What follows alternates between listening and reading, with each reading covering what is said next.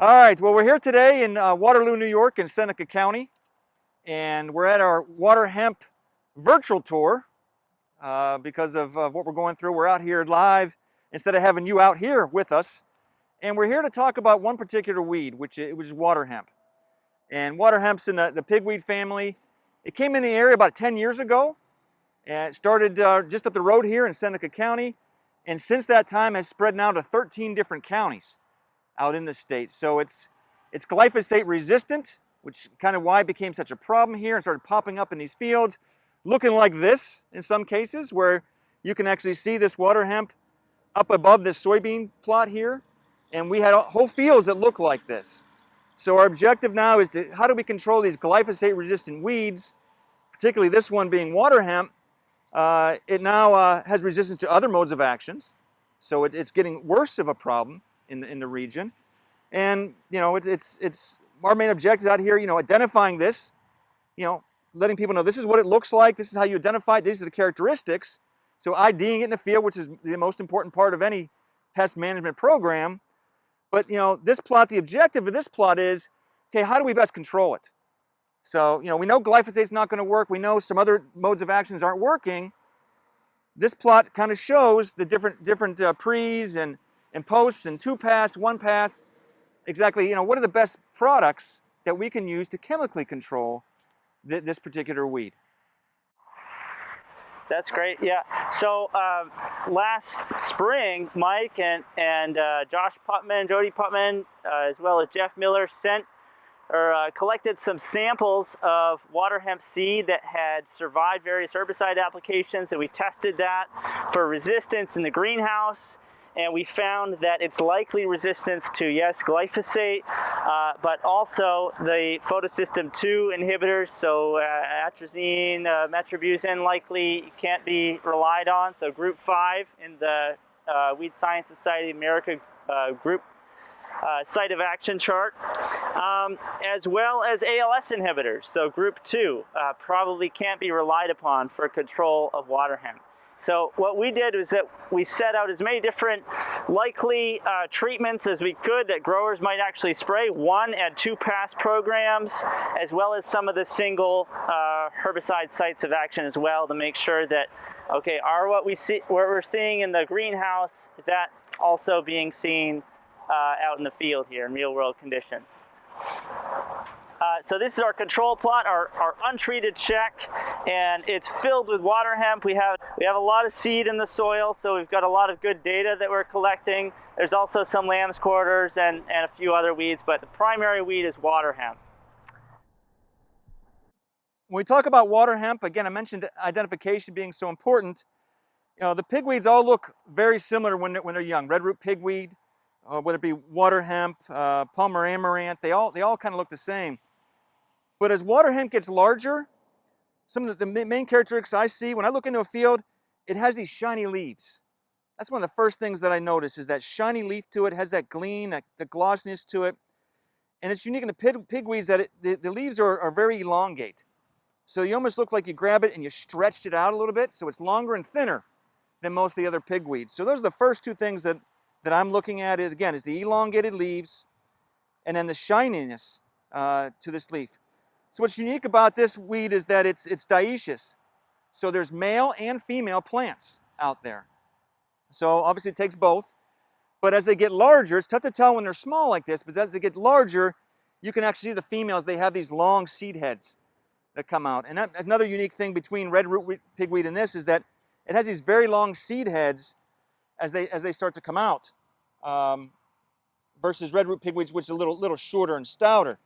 So, again, those are characteristics that I'm using when it comes to as they get larger here. Is it redroot or is it this one? Yeah, so that, perfect. So, yeah, the females, between the males and females, we see the differences, these long panicums of seed that's developed on these. The other thing between redroot pigweed and this one is hairs on the stem. So, and maybe that should be the first thing you look at. Water hemp is very clean and slick. There's no hairs on this stem, versus a redroot pigweed, which has small hairs up and down the stem. So that's probably the first characteristic. Does it have hairs on the stem or does it not? And then going here looking at leaf shape, and size, and then the shine on this one of the water hemp. Another thing to be aware of on the seed heads, if you just grab the head and crumble up the seeds, there's actually, there's no little black seeds in this seed head, so it's still flowering. The seed hasn't yet matured.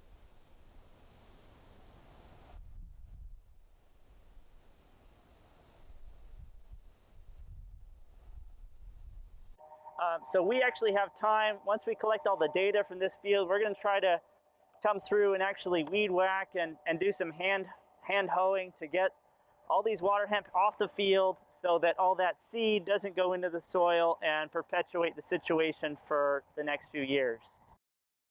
The good thing, if I could say there's a good thing about this plant biology-wise, is that the seeds don't last very long in the soil bank.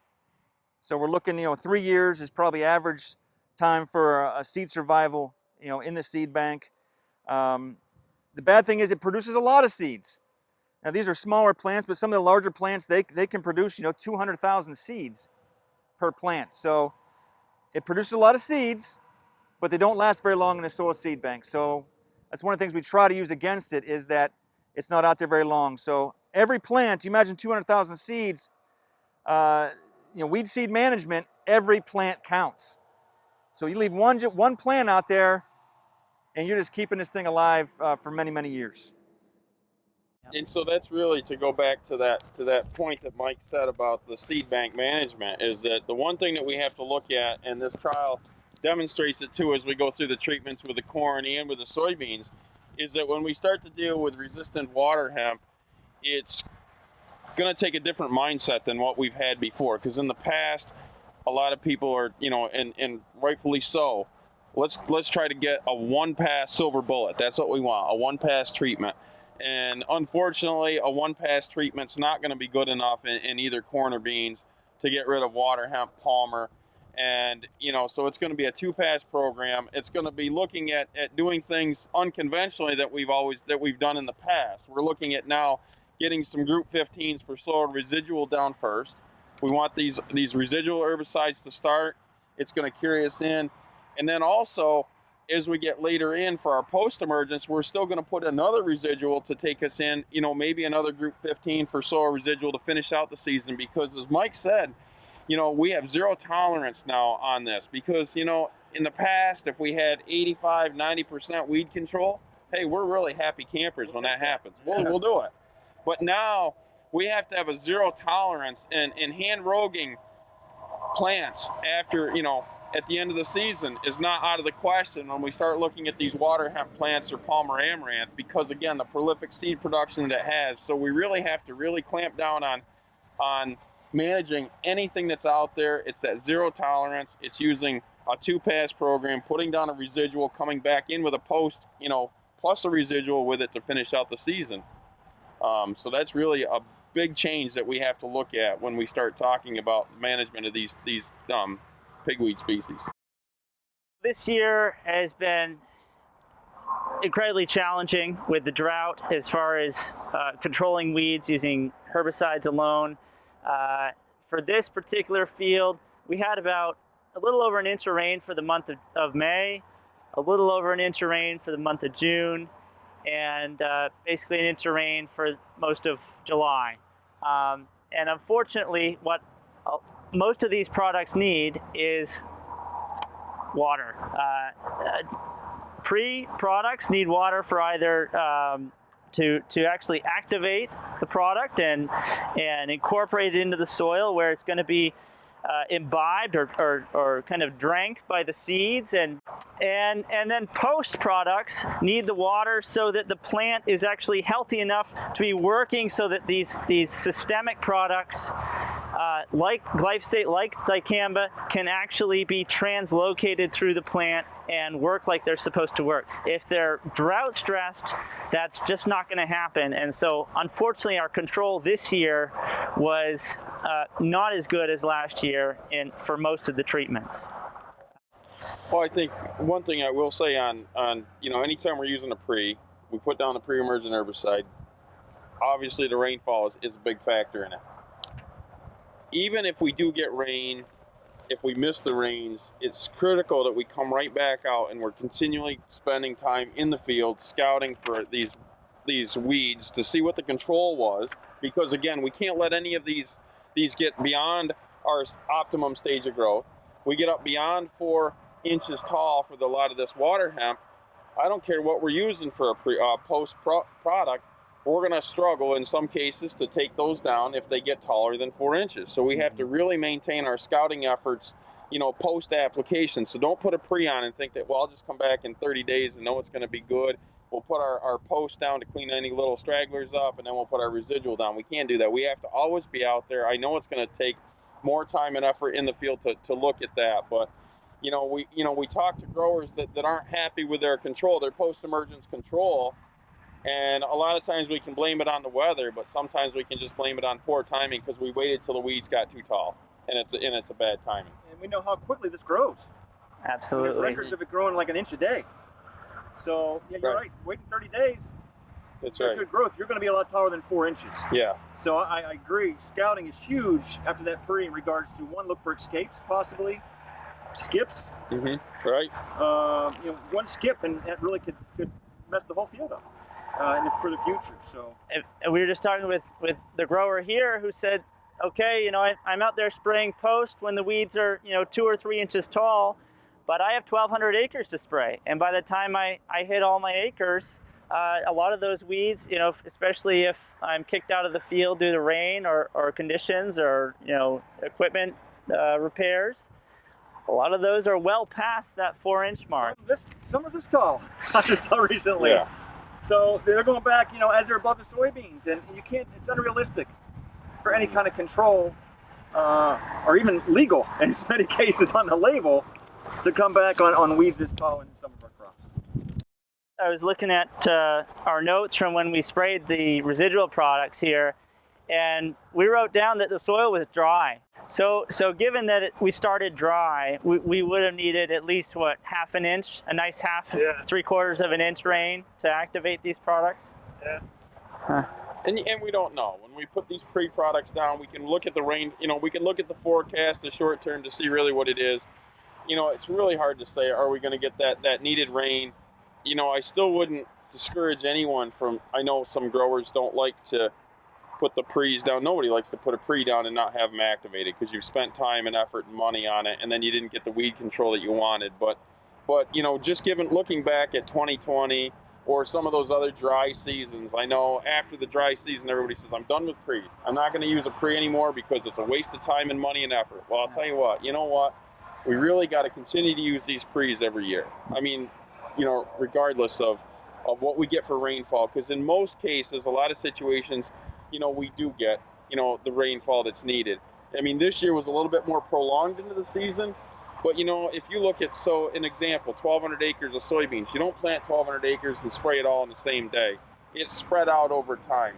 Usually in May and into June, typically if you look back at our rainfall that we normally get enough rainfall to maintain, you know, to activate these products. So again, just don't walk away from pre's based on 1 year of, it was dry and I wasted my time and money on it. Yeah, so on the other hand, in some years, you can have great rainfall and excellent activation of those residual products, and then not actually maybe need that post-emergent spray. So, you know, relying on the pre can in some cases, you know, save you a spray. But I do think that with the water hemp, we are, like you say, Mike, we are going to start needing a 2-pass system. And the other thing a pre does is, even if we don't get perfect weed control, it's going to certainly, we're not coming back in post-emergence saying we have to control this all in one, you know, this one pass and putting all our eggs in this basket to try to control what we're looking at in this untreated check. If we put a pre down, even if we get 50% control, that's half the weeds that we're trying to deal with there. It's going to make timing, it's going to be less to try to clean up in a field with a post-emergence application. So, you know, and it's also less stress on that crop between the time of the pre-emergence herbicide and the post, because we don't have as much, you know, as many weeds in there doing, you know, running plant interference with the crop. So that's right. Yeah.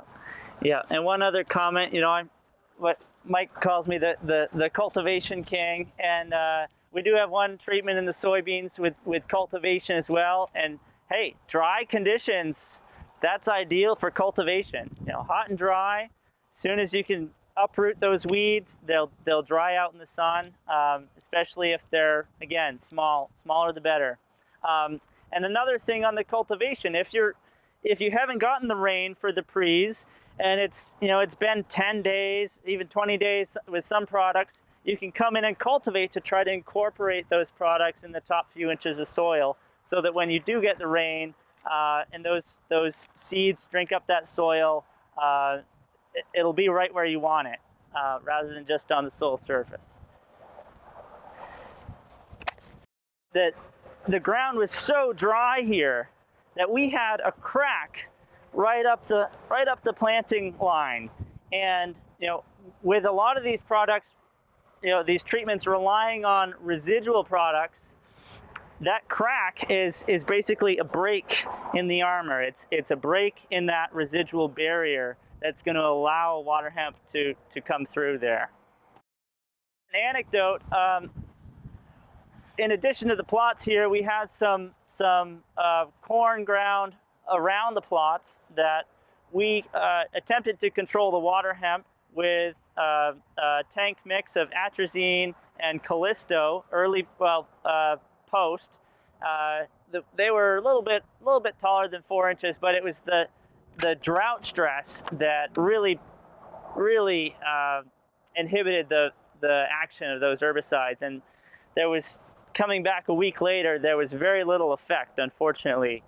And so we came in again with Status, okay, which is relying on that dicamba, and we had gotten some rain at that point, a little bit of rain, and it was enough to set the water hemp back. In some cases we can see that the lower leaves are scorched and crispy, but here once again you have some branching with the water hemp has survived and has kind of recovered from that early injury, and so these shoots and these branches are likely going to be producing seed.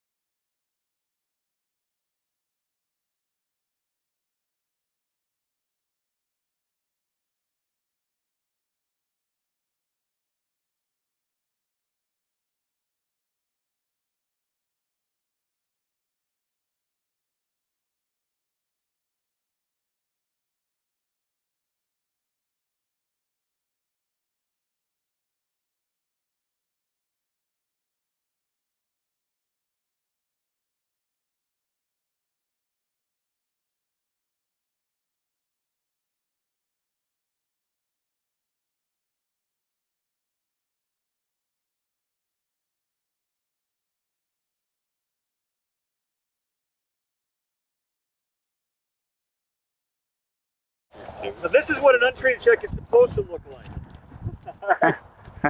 Lots of good weeds in here, lamb's quarters, the water hemp, some velvet leaf. It's a great comparison when you have this much weed seed in here that your untreated check can really tell you. If we did no control, if we sprayed nothing in this field, this is what you would have had. This is not what we want to have. So we now see, as you move forward here in our treatments, the importance of weed management and cultural control in these plants, and we just can't survive by just letting them go willy-nilly like this. And one thing, Mike, is that the soybeans look pretty tall, but as I was chatting with Venancio, a lot of it is that they're just competing with the weeds, and so because they're competing for light, they're just growing up as high as they can, and they're not wide. If we were to hand weed or pull out all the weeds here, you'd see tall and skinny soybeans. So there's not likely as much biomass on them as some of our well-weeded plots. Yeah, and probably not as much yield. As we look at this, the internodes have lengthened out. The people like these large beans, but in many cases, these tall beans competing don't have the yield. Here's our second treatment, which is metribuzin at 5 ounces per acre. And right now we're looking at 46% control of the water hemp compared to our untreated check. And the metribuzin did a pretty good job with a lot of the other weeds, so it doesn't look nearly as weedy. It's controlling a lot of the other broadleaves and most of the grasses, but still quite a bit of water hemp. I mean, given the dry weather after application, 5 ounces of metribuzin, again, going back to the point that I made earlier about, you know, we've taken that pressure off now. So now here's a situation of 46% control. It would have been a lot easier when these were 4 inches tall to come in and try to control just the water hemp, because really we're looking at just some water hemp. There's a couple other weeds spread out there.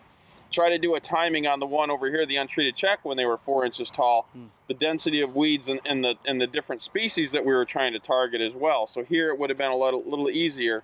And so again, even a not perfect 2-pass program with a pre that didn't fully give you that 100% control that we want, coming back in, at least it knocked that pressure off. The timing of it wouldn't be nearly as important as it would have been on the untreated. Absolutely, and the metribuzin, being a photosystem 2 inhibitor, from our greenhouse trials, we didn't expect great control because we likely have resistance to that herbicide group. Sure, and the other thing too with metribuzin is that when we do it pre, we have to make sure that you know, as we start going back to some of these older chemistries that we used to use, you know, 10 and 15, 20 years ago, we have to kind of remind ourselves to read that label and be really mindful at planting depth on metribuzin. You know, we can't be real shallow on our planting depth. You want to have that planting depth down at probably 1.5 inches deep to you know, to make sure that we have that metribuzin, you know, over top, and it's not down in where the seed is. So we don't want shallow planted soybeans and then put metribuzin over the top. Brian, you talked about resistance. So obviously we don't have full resistance in this population, which is a good thing. We have some plants that made it through, and you know, it's still active out here and susceptible, at least to that class of 5. Yeah, Class 5. So we would have expected, you know, at least 80, maybe 90, even 100% control on non-resistant water hemp or other pigweeds, but that this is only getting 46% does kind of back up our finding of some resistance. Yeah. And the other thing is, we look at metribuzin, you know, we can't forget about this chemistry here that we have, because it's going to be really useful to use with other products for the control of water hemp, as well as when we're dealing with mare's tail. Mare's tail is going to be another important one as a pre-product. So again, metribuzin, we're going to see more of that used, and that's going to be kind of more of a standard product, I think, because it's got a lot of flexibility to mix with a lot of the other Group 14s. We can mix it with some of our Group 15s. Yeah. Oldie but goodie. Yeah.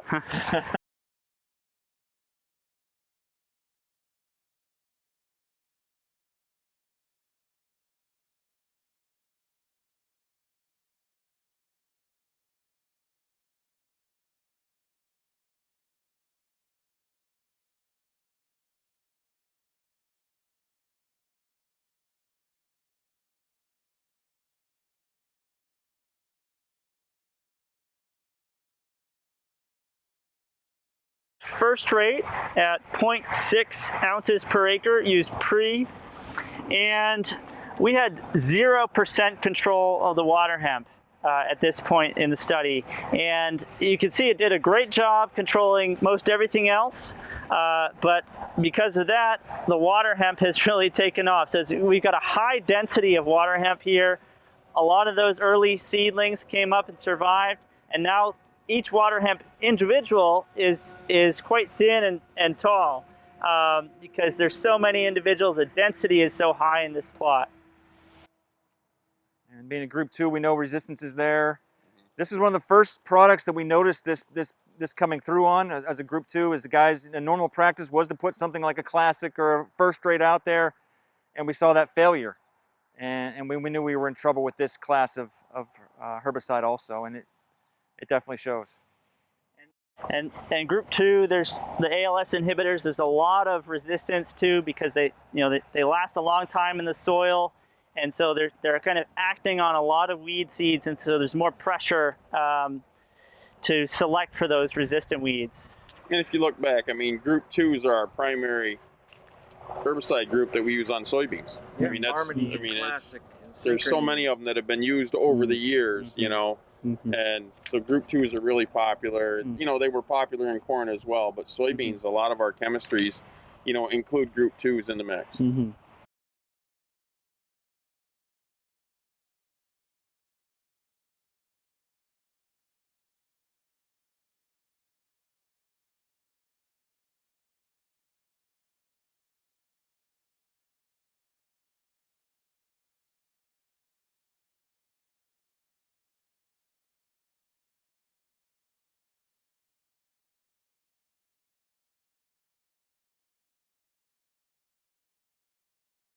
Yep. So here we've got Valor SX, a PPO inhibitor. We got 3 ounces per acre used pre, and Valor SX. The PPOs have generally been very effective on water hemp, but as we were talking about earlier, with the weather this year, we're looking at about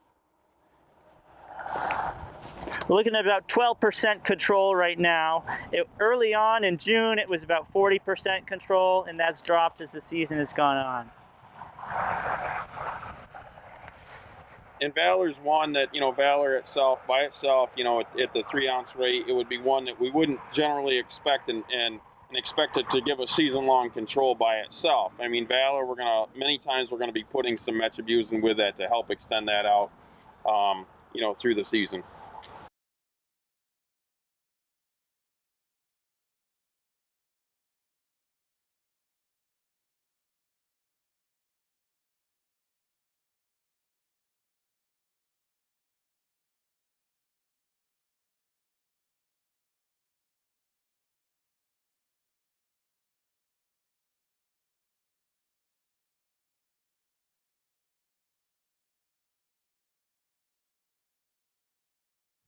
All right, so this is our 5th pre-treatment, looking at 48 ounces of Warrant, and then a standard 22 ounces of Roundup Power Max. People ask why the Roundup in the mix here. Well, Warrant only has, you know, it only has pre-emerge activity, so if you're in there maybe a little late, other weeds, grasses, and things coming up, yeah, just to get those things that have emerged. Maybe you waited a couple days, and we had some things come up, you know, Warrant was not going to control that, but the Roundup will take care of that and keep you on track.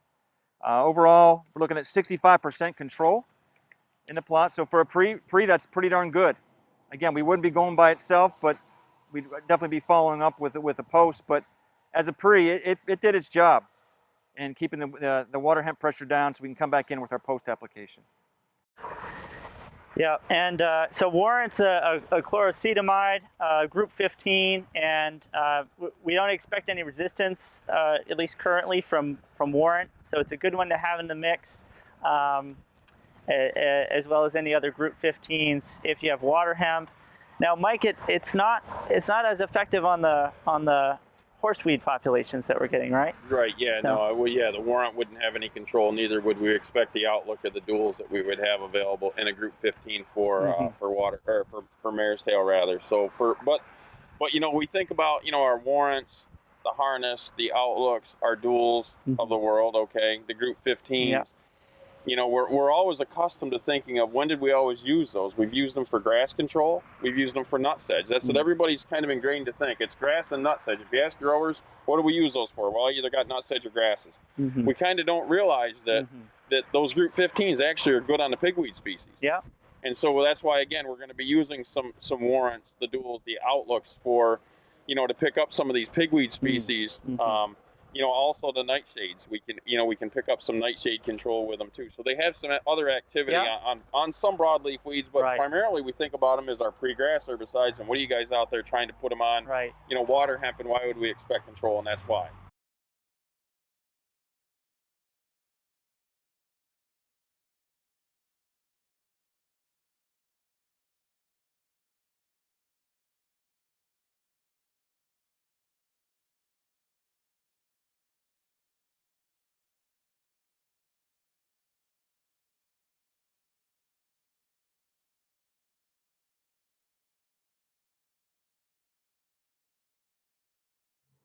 All right, so this is treatment 6.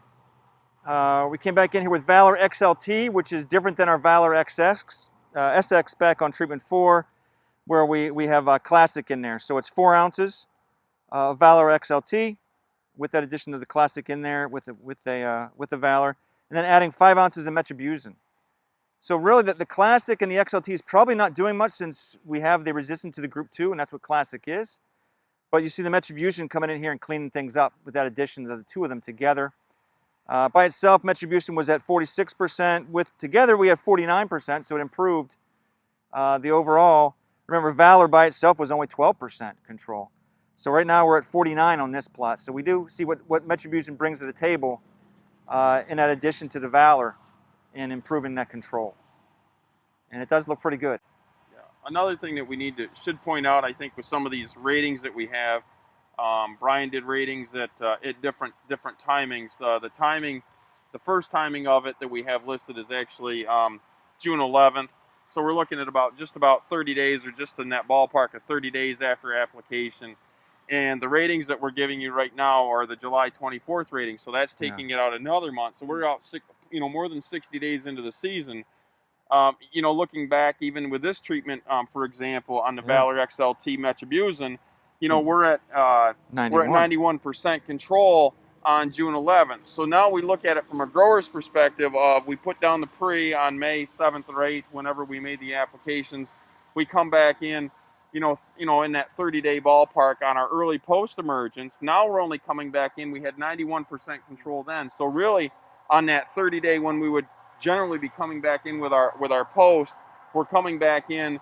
Our weed pressure wasn't that bad, but we're going to clean it up and take it the rest of the season. So, we have to really differentiate between, are we really trying to look at 60 days, after, or 30 days? So 60 days after, it's kind of harder to think that, 50% control. I'd rather be coming in at 91% control, 30 days earlier to clean up what was there. Yeah, it did a hell of a job at that 30-day window. Yeah.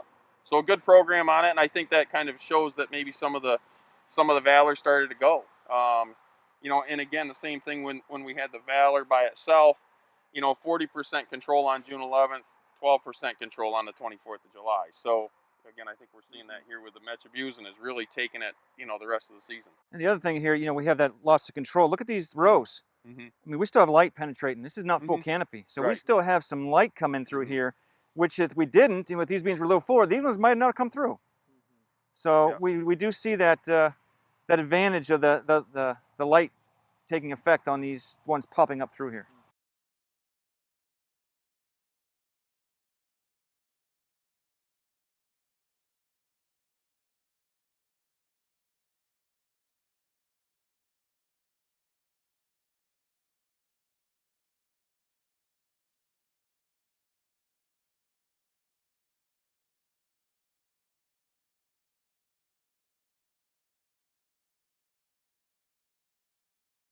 Okay, so here's treatment 7.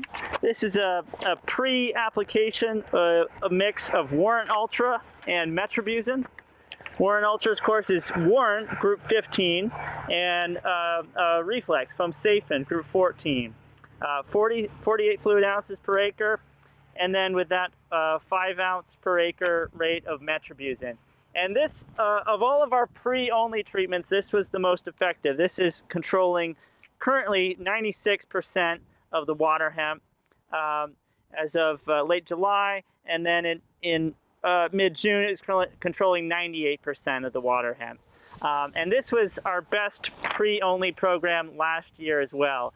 And the reason for that is that you've got 2 effective modes of action that don't have any resistance, or that water hemp doesn't have any resistance to. So the group 14, the PPOs with the Reflex, and then the group 15 with the chloracetamides with the Warrant. So you've got 2 effective modes of action there, both working really effectively on the water hemp. One thing that we need to probably point out as well, Brian, is that, I know we're live today, but when this is broadcast in October, we don't know who's tuning in to the webinar. But when we talk about, no resistance to the Group 14s or 15s Oh, on that's water right. hemp. It's New York State right now. Yep. So if you're in other states, That's a good point. Canada, we know we have other resistance to it. So don't leave today thinking that, well, they said in New York that we don't have resistance to it, and then you try it and you've got Group 14 or Group 15 resistance that they have in other states. So fortunately for us, we're not dealing with that.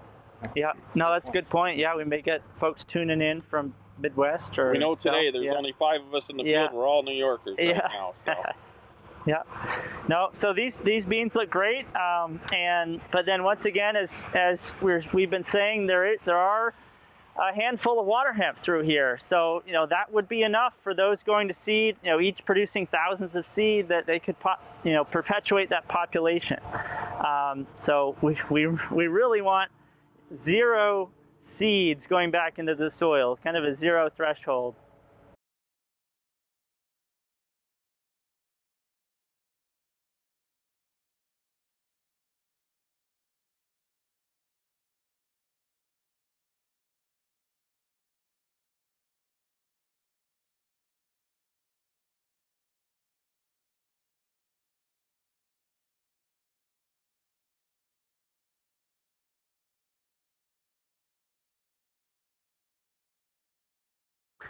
Okay, here we are with treatment 8. This is Valor XLT and metribuzin again, the same pre-emergence rates we used earlier. 4 ounces per acre with the Valor XLT, 5 ounces per acre with the metribuzin. And then this was followed up by a post-application of Cobra at 12 ounces per acre with crop oil at 1%. And this treatment, being a 2-pass treatment, it's working pretty well. Not actually as well as the Warren Ultra and metribuzin that we just went over. It's as of late July, controlling around 70% of the water hemp. As of mid-June, it was controlling 88%. Last year, this treatment was controlling 98%. So that's what drought conditions will do. But we do have a trade-off here because we're using our Cobra, we're using the PPO inhibitor post rather than pre with the reflex in the Warren Ultra. And so, Mike, you were into. Yeah. So if we go back to that the treatment before, when we looked at Warren Ultra and the metribuzin, excellent control last year, and again, it would be the similar results that we would expect from a prefix metribuzin as well, because we've got a Group 14, we have a Group 15.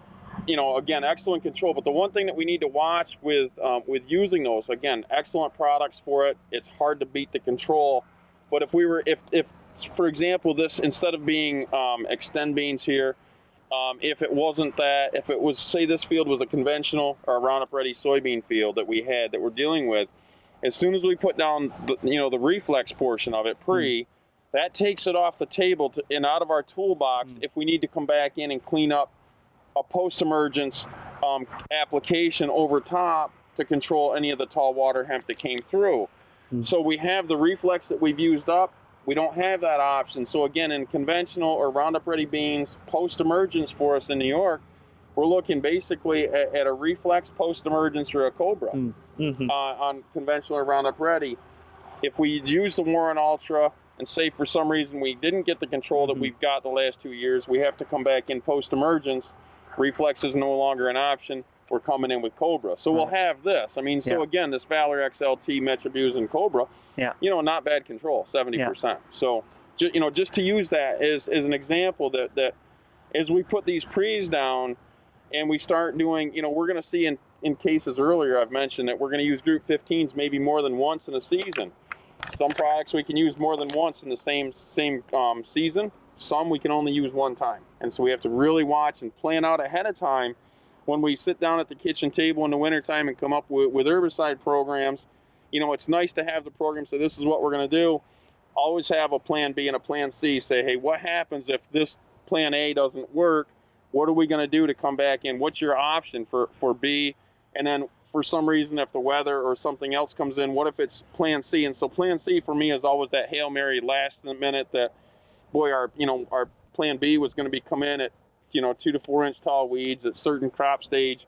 Well, what if we're beyond that crop stage or certain weed height?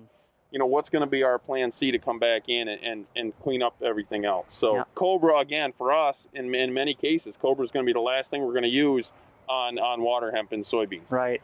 And Cobra was in our greenhouse trials, and even at the lowest rate, which was, I think, only a quarter of the full labeled rate, it scorched 100% of our water hemp in the greenhouse trials. So that shows you the difference between real world and drought conditions and limiting uptake of the herbicide.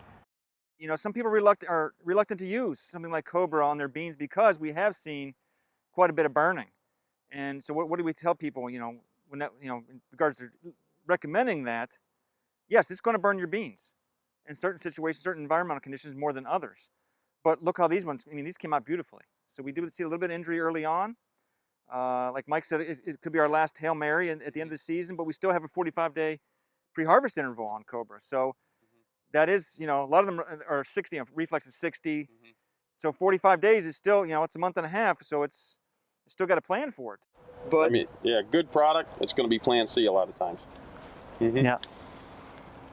And the other thing too, we look at the Valor Metribuzin in by itself. 49% control on July 24th. Brian just went over this treatment here, Valor Metribuzin, and the Cobra Post, July 24th, 70% control. So we went from 49% control with a Valor Metribuzin by itself. You come back in with this Cobra, and all of a sudden we've brought our control up now from 49 to 70%. So we're gaining something. So there was something else that it brought, to the table for us. Yeah. And they look good. Yeah, absolutely.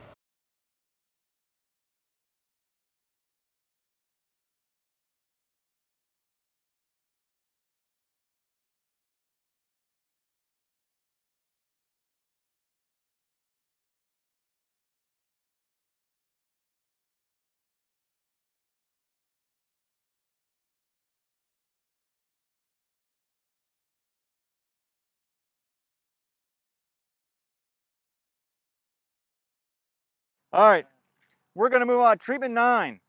So treatment 9 again starts off with the Valor XLT and the Metribuzin like we saw in treatment 8. So exactly the same pre-programs, but now we came back with a more aggressive post. So we came back with Cobra Post in treatment 8. Now in treatment 9, we're coming back with Roundup Power Max and XtendiMax as a post treatment. So again, great control here. We were 87% on June 11th. Right now we're looking at 82% control, where we were only at 70% control with the Cobra. So we picked up some more control of our weeds with that addition of that Roundup and the XtendiMax there on a post situation. So I'm not gonna say it's a kitchen sink, but that's pretty much our kitchen sink of this whole trial in here. So what was the control last year in better weather? 96% last year. 96%. So yeah. That's the difference between that drought again. So 96, and 82 this year. So we're seeing, and we have this replicated in different areas behind us throughout the trial, and they all look pretty good.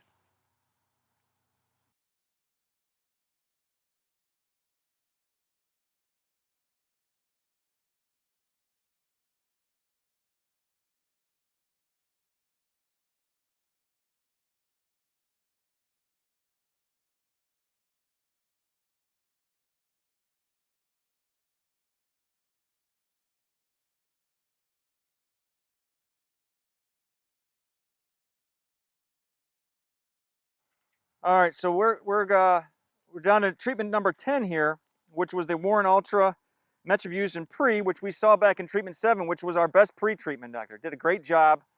As we moved this treatment, the Pre again did a fantastic job. We did add an early post of the Power Max and the XtendiMax in here just to kind of firm it up. But again, it still looks great. The Pre did its job. We came back with early post to kind of keep it clean. And great control with this program also.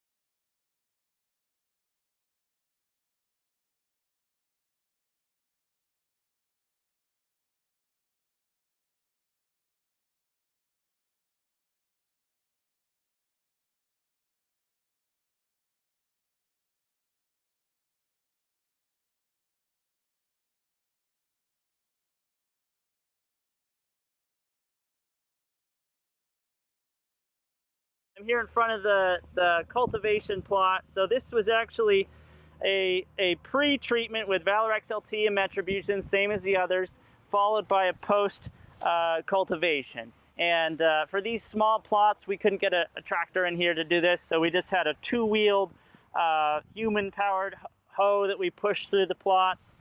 And as you can see, it did a pretty good job between the rows, but it did miss a lot of the weeds that were right in the row. And that's pretty common with cultivation. And unfortunately, these are the ones that are going to be going to seed and competing with the soybeans. There are more expensive cultivators that can target the in-row zone using finger weeders and other implements, but they need really accurate guidance systems, camera or GPS, and can typically control about 50 to 70% of those in-row weeds. This was a really good year for cultivation because it was so dry, and this plot looked great early on. It was in June it had controlled around 86% of the water hemp, but those that did survive, primarily the weeds in the row, as I mentioned, are the ones that you now see have kind of expanded and branched out. And so now in late July, we're at 74%.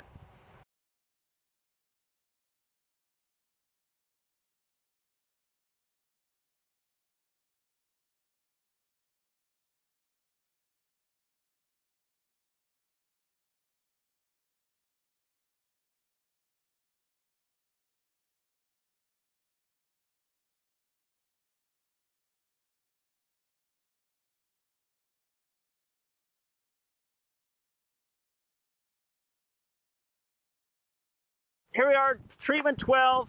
This was an all post application of Warrant.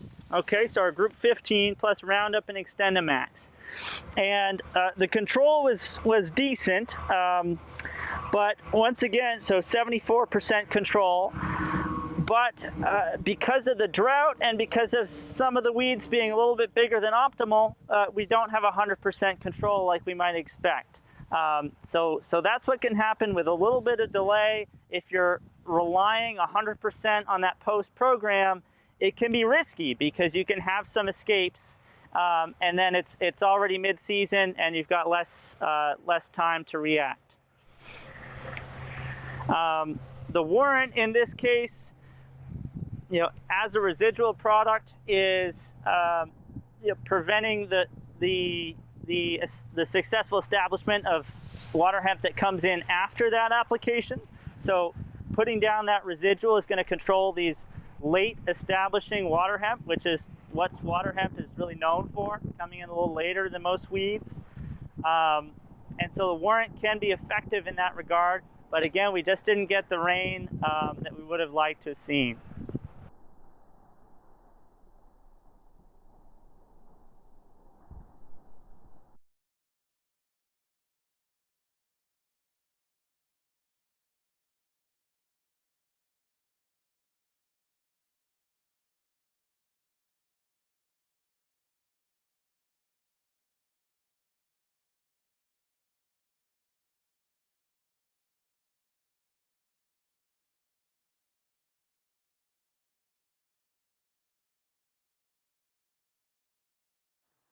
So this is our second completely post-treatment here. Treatment number 13, where we went in with PowerMax and XtendiMax post. We left out the Warrant. So last time we saw the Warrant with these two. Here we left out the Warrant. And like Brian was talking about some of the competition and the light, really can see it in here. You look down in the canopy, you see that the plants are open. These rows are more open. Many more plants down in that canopy, which really shows you the value of the Warrant in there from a residual product here. These plants are really coming back. You can see it's stressing these plants even more. They haven't come close to closing up yet. The canopy, like when we had Warrant, they were canopy was almost closed. Definitely see that the addition of that Warrant and the additional control you get from the residual in this product. So definitely a good side-by-side to see the value of that Warrant in there.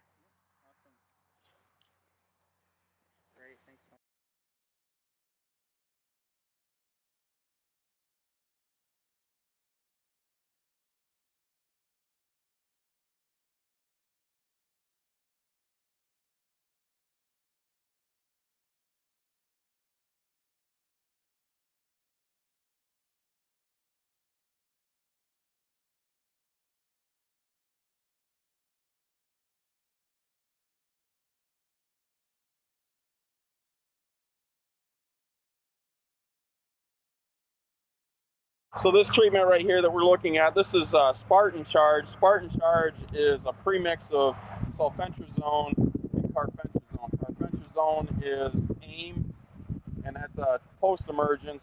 So that would be more of a fit if we had some, emerged weeds. We would put the, use the Spartan Charge with it, and then the sulfentrazone is Spartan. And so that's the premix. The one note we would say is that sulfentrazone is not registered in field crops in New York State. So these are being used demonstration. This is just a demonstration comparison of looking at the active ingredient sulfentrazone, and we would look at this, and really, in all fairness, we would be comparing it to the Valor in the plot here. So we have Valor SX in the plot by itself as well. So this is Spartan Charge. 8 ounces of Spartan Charge, which is 0.2 pounds of active ingredient of sulfentrazone. And you can see that we didn't get 100% control by any means. We're looking at 66% control on June 11th and 67% control on July 24th. We look at the Valor by itself. The Valor by itself only brought us 40% control on June 11th and 12% control on July 24th. So actually the sulfentrazone in this case actually did a little bit better than in this trial this year than the Valor by itself. You look though at Valor last year in 2019, the Valor did extremely well by itself at 92% control, and the Spartan Charge last year was only 51% control. So it didn't do as well last year. We increased the rate of the Spartan Charge this year, and we brought that up because last year we didn't have the rate really where we should have had it because of the organic matter of the soils and the texture of the soil here. So last year used at a lower rate, this year at a higher rate in 2020 to place it better on the soils that we were dealing with here. So that's what we had for treatments on this one.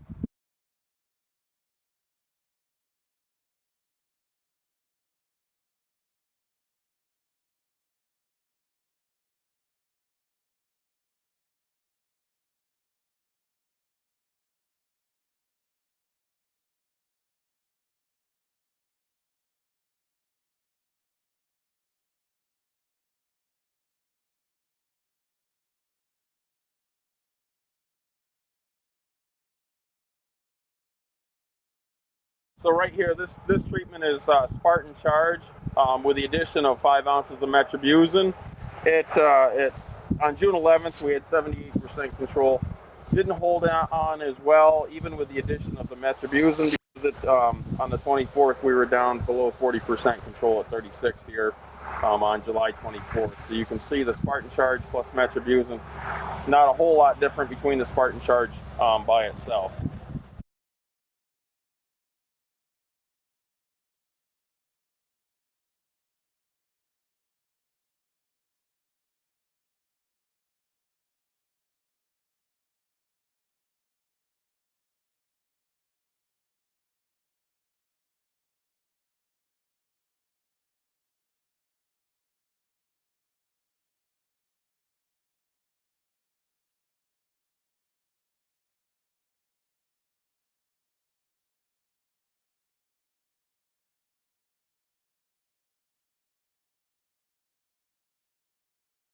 The final treatment of the trial, we have Authority Elite at 26 ounces per acre and 5 ounces of metribuzin. Authority Elite is a combination, a premix of sulfentrazone and dual 2 magnum. So we have a dual 2 magnum sulfentrazone mix here. Again, Authority Elite not registered in New York State for use on soybeans.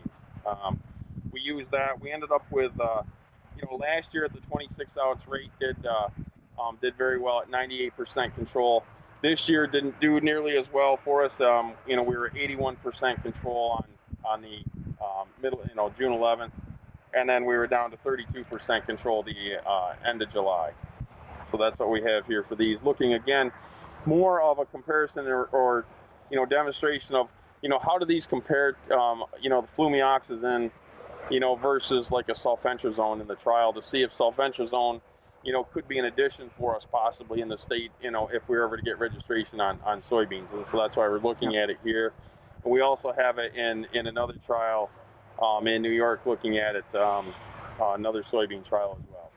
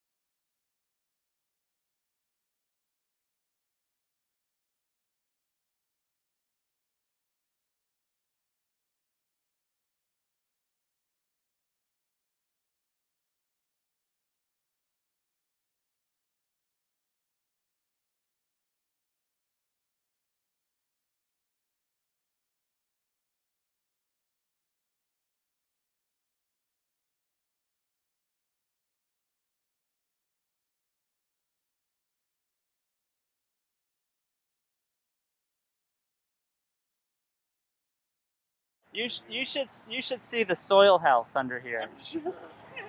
Better than tillage radish, huh? Groundhog water. Yeah, okay, so this is our control. Similar to the soybean plots, we've got about 5-6 foot tall water hemp here. I think that the water hemp population is maybe a little bit denser towards this end of the field. We've got a mixed male and female plants in here. Some of them, if I grab some of the potential seed heads, they're not quite setting seed yet, so still maturing, which is good for us.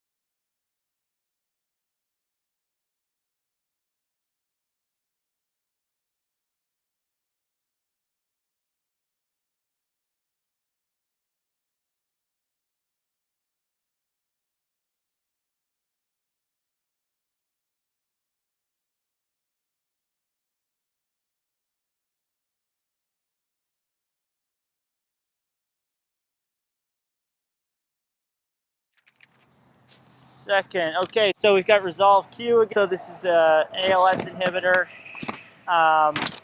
Very little control, 11% control. Did control some of the other weeds, some of the grasses.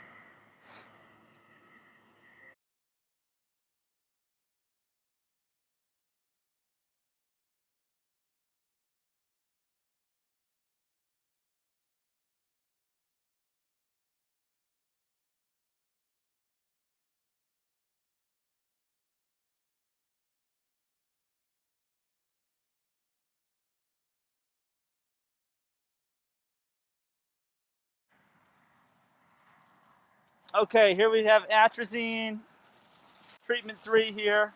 4 pints. And the water hemp isn't quite as tall, there isn't quite as much of it, but control is only around half.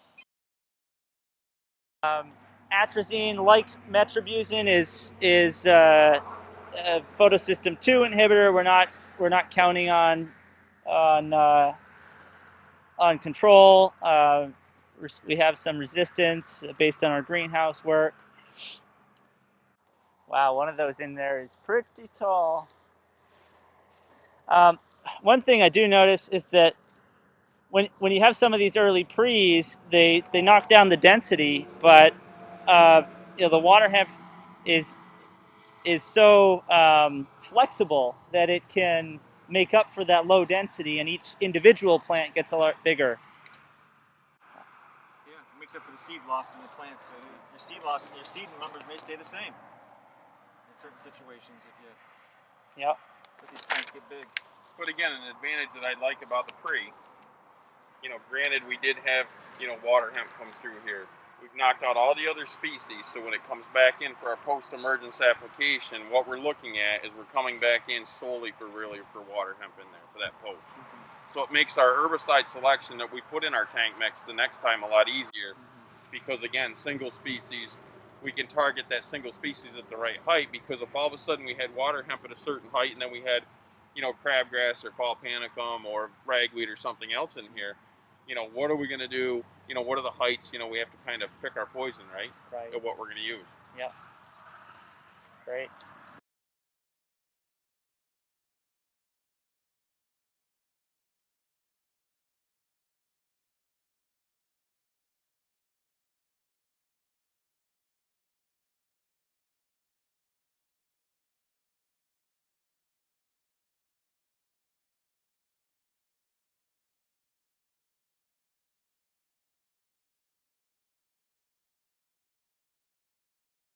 So then we got Callisto. So Callisto, just by itself, this year and last year, was the most effective pre-only treatment. And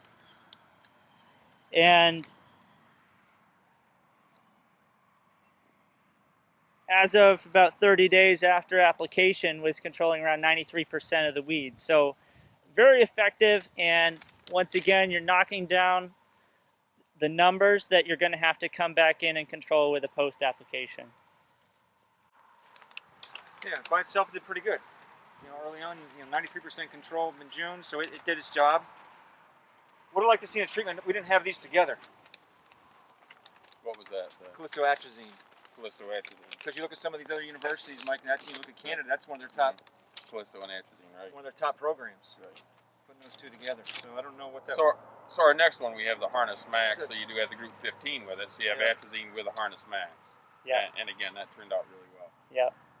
And just as a side note, we did spray the Callisto and atrazine on some of the buffer areas around the plots, and unfortunately it was so dry that it really didn't get taken up by the plants at all, and had very little effect this year. I think in a normal year you would have seen some of that synergy that they talk about in other states between the Callisto and the atrazine. But overall, they're very comparable with each other. Okay, in treatment 5, we've got Acuron. So we're looking at atrazine, dual 2 magnum, Callisto, and bicyclopyron are the active ingredients in Acuron. This is a pre-mix, which is great. Makes things easy. Looks very clean.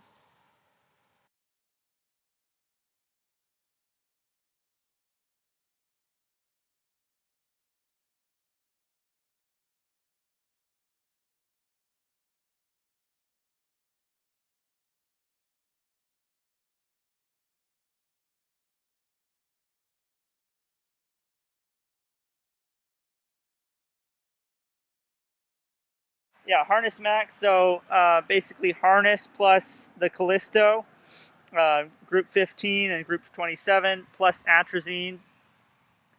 And this was one of our best treatments last year, and also one of the ones that had the most bang for the buck, in that it wasn't quite as expensive as some of the others, but did provide 100% control last year. This year not quite as good, due to the weather, but still very effective.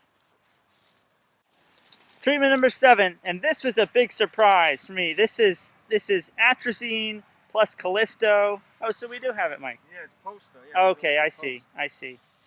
Yeah, and so last year we were looking at 89% control. This year we're at 13% control. And this was a real surprise because right after the application, I came out with Venezia, and we saw some bleaching in the center of the whirl, and it looked like it was working on the plants and that they would soon go down. But I think just with the lack of water and the stress of these plants, that the products didn't translocate as they should have, and were able to bounce back. Okay, and here's our kitchen sink treatment number 8. A pre-application of Acuron, 2.5 quarts per acre, followed by a post-application of Status and Resolve Q. Status at 10 ounces per acre, Resolve Q at 1.25 ounces per acre, plus NIS.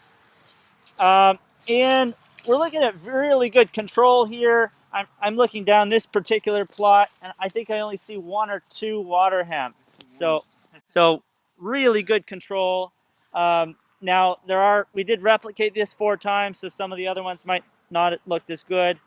But this is our kitchen sink approach here, 2-pass with, let's see, 8 different active ingredients and 6 different herbicide sites of action used. And one of the reasons for using Status, other than not having Roundup Ready corn in this treatment, was that the Status allows you to spray up to 36 inches of the corn, whereas other products that include dicamba have to be used much earlier than that. And at lower rates. I mean, that was the other thing too, because as we get taller with dicamba products, the Banvilles or their dicambas, when the corn is short, we can use higher rates. When the corn gets taller, we have to use lower rates, and that would be the issue that you do, because if you get up to 36-inch tall corn with dicamba, our rates wouldn't have been high enough. Status fits that bill where you can come in with a high rated dicamba, basically, on that collar corn. It looks fantastic. I mean, there's no doubt about it. It's clean. Anyone want to take on the question of whether growers can afford it? There's no question Price about of it. doing your weed management business. You take the untreated check versus any of our treatments we have here.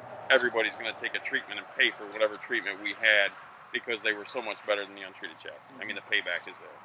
Yeah. I mean, are we approaching a price at which it starts to make sense to do other things? I think sometimes we get too caught up in the price of these herbicide programs. I know people get really wound up with it that, it's a big investment, but we're talking about situations with water hemp and Palmer Amaranth where, it's going to be a 2-pass program. It's going to be expensive, and we need to try to shoot for that goal to achieve more control than we've ever controlled because we don't want to leave anything behind. So there's that cost. So what is our cost if we try to cut corners? What's the cost down the road with seed? The weed seed bank that you and Mike talked about earlier.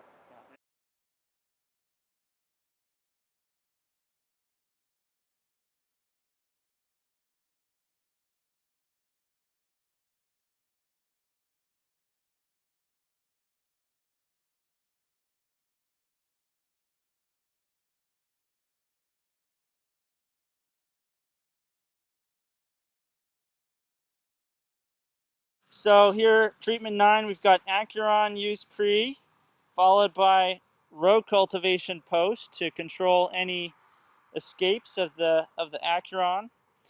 And the control is a little bit better than Acuron used just by itself. So as you'd expect, that the cultivation would control those weeds between the rows pretty well. There are a few right in the row with the corn that have managed to escape the cultivation and are now getting pretty tall. But between rows look pretty clean. One thing on the Acuron, you want to wait as long as possible if you're integrating in cultivation with herbicides because you've got this nice residual herbicide barrier and you don't want to be going up and breaking that up with cultivation, allowing weeds to germinate and emerge through that broken barrier. So waiting until that barrier breaks down, watching your fields using scouting is very important if you're using cultivation.